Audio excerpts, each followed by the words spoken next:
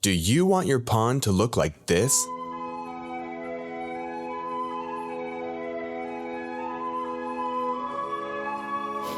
Well, you've come to the right place. Are you a new pond owner seeking to understand the massive new life simulator on your property? Or have you owned a pond for years, watching it go from a mosquito pit in the summer to a dead black hole in the winter? And you'd like to know why. Or maybe you don't even own a pond. It's okay. I see you. We won't judge. It's easy to get lost in the weeds online, searching for answers to a problem that you don't know you have or you can't identify. You may be asking yourself, how am I supposed to navigate this sea of information and come out on the other side feeling like I've actually learned something? In this series, we're going to give you the tools to become an effective manager for your own pond. Whether you want to stock fish, install accessories like docks and aerators, or even just manage the vegetation growing in and around your pond, this series is for you. Welcome, weary wanderers and precocious ponderers, to the Pond Owner's Guide to Owning a Pond.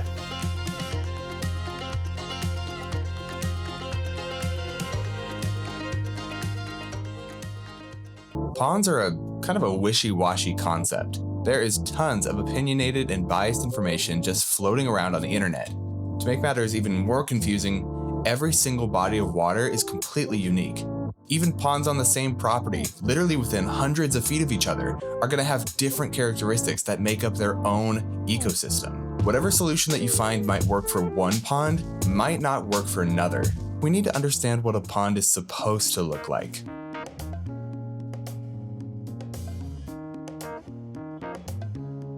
When they think of ponds, many people might imagine a stinky, algae-ridden mosquito pit in the ground. It smells bad, it looks bad. I mean, why would you want something like that on your property? Well, the truth is that those are examples of ponds with unbalanced ecosystems. Now, technically, it all depends on what you want your pond to be. Do you want your pond to grow naturally without any intervention, letting it turn green and swampy? Then by all means. Or maybe you want your pond to look and feel like a swimming pool, so you have it built with a plastic liner, and you'd prefer to try and keep anything and everything from growing in it. That is certainly up to you. But we know that if you're watching this video, it's more likely that you're somewhere in the middle. You're wanting to treat the algae in your pond to keep it from overgrowing, but not so much that you kill everything, especially if you're wanting a fishing pond, something that fish can actually live and thrive in.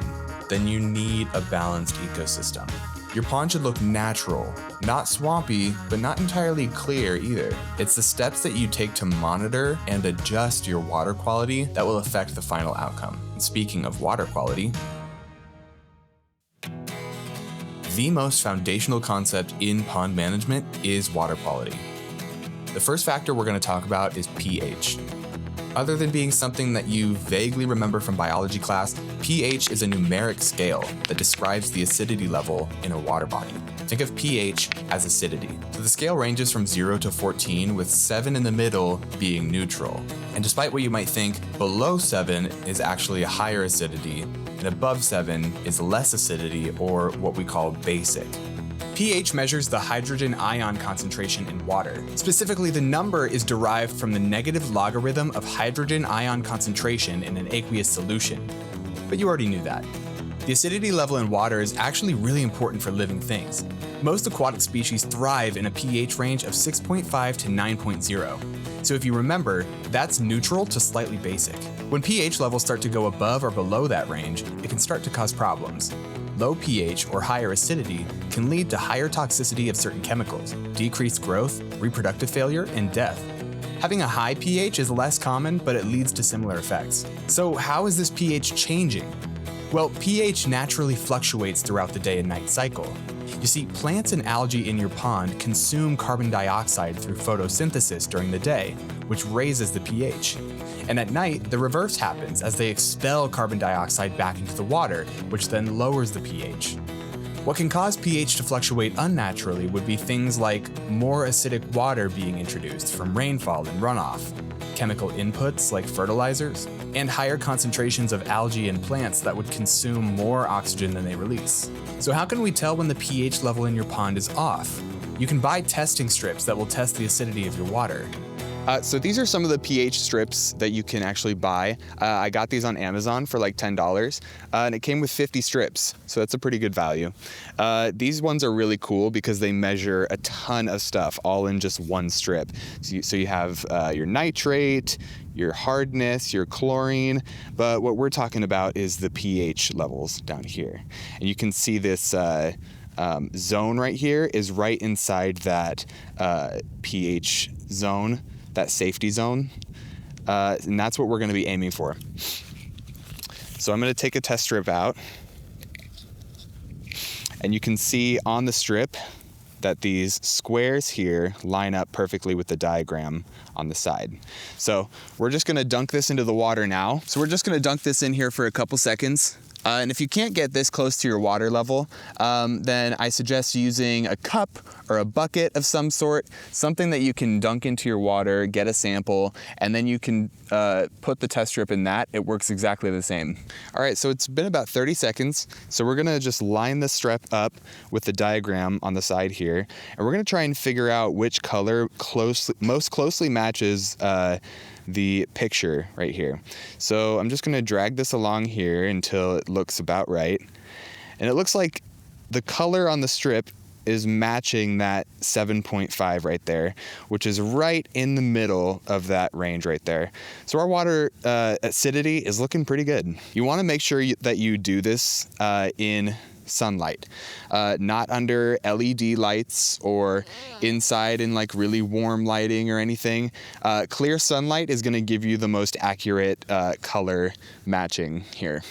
So let's say you've correctly identified that your pond's pH level is off. Maybe it's above or below that range. What do you do about it? Well, that's where the next factor comes in: alkalinity. Alkalinity is the measure of the buffering capacity of the water. In other words, its ability to resist and prevent huge changes in pH. A good alkalinity makes it so that large swings in pH don't happen, essentially acting as a buffer for the acidity.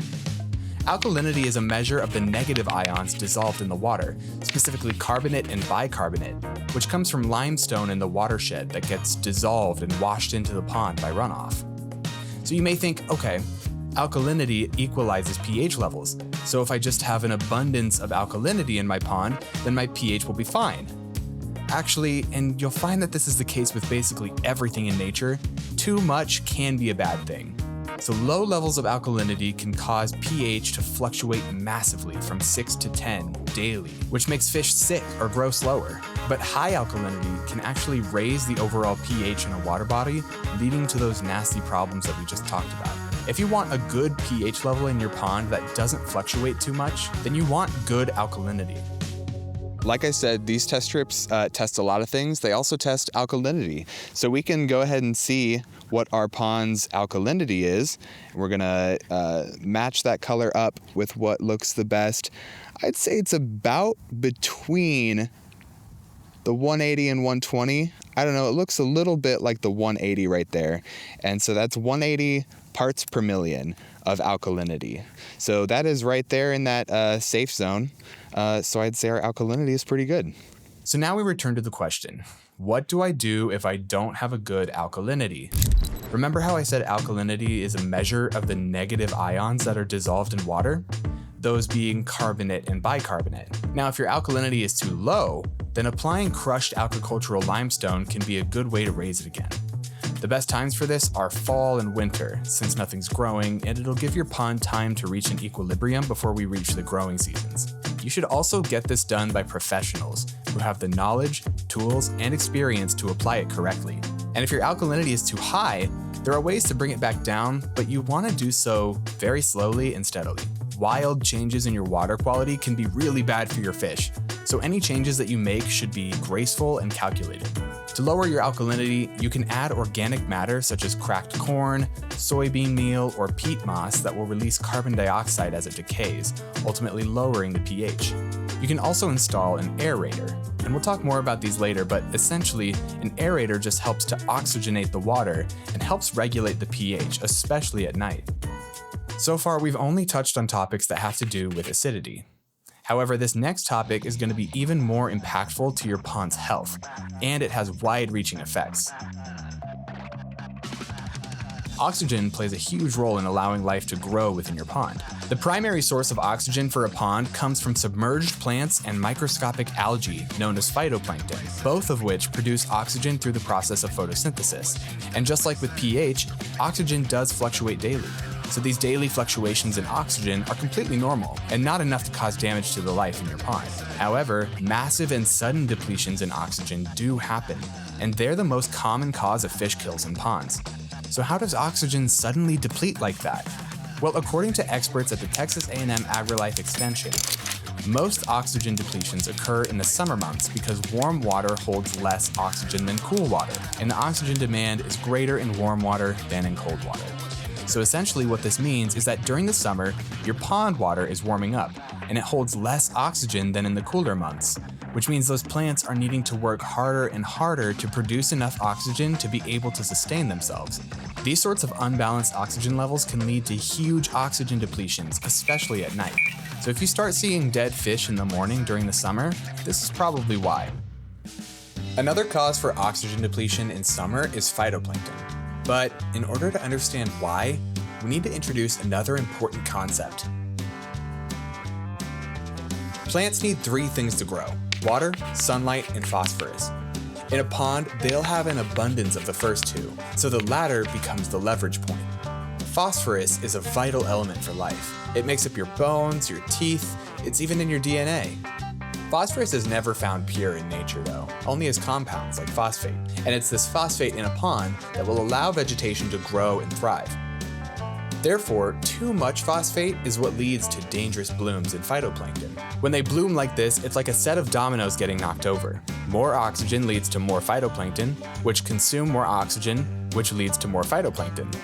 This cycle will continue to repeat until the pond's oxygen levels literally cannot sustain any more phytoplankton, which will lead to them dying off. The signs that a bloom die-off is going to occur appear only days before it happens. And then when it does happen, it leads to a massive depletion in oxygen levels. Why? Well, when the phytoplankton die, the organic matter is decomposed by bacteria and fungi, which creates carbon dioxide. And carbon dioxide is stealing up all those oxygen molecules, depleting the oxygen in the pond.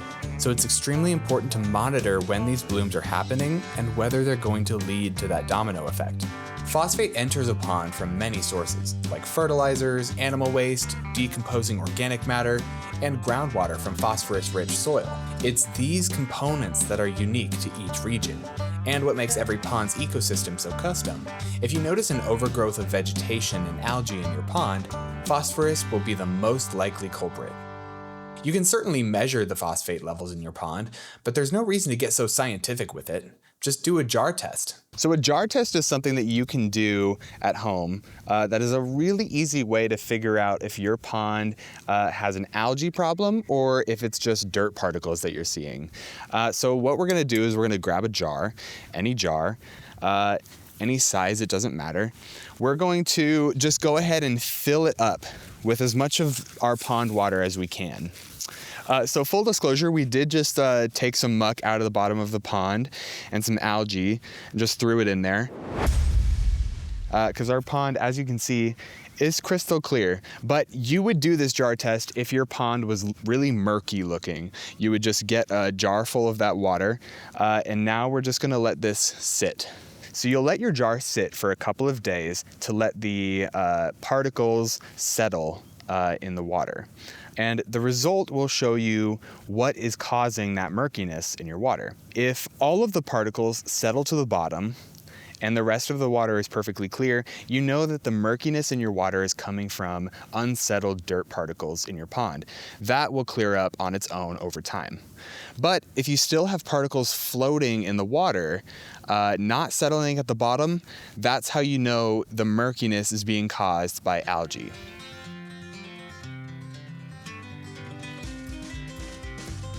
Aquatic plants are an essential component to a thriving pond ecosystem. They require a delicate balance of nutrients and oxygen in order to create a system that is suitable for supporting life.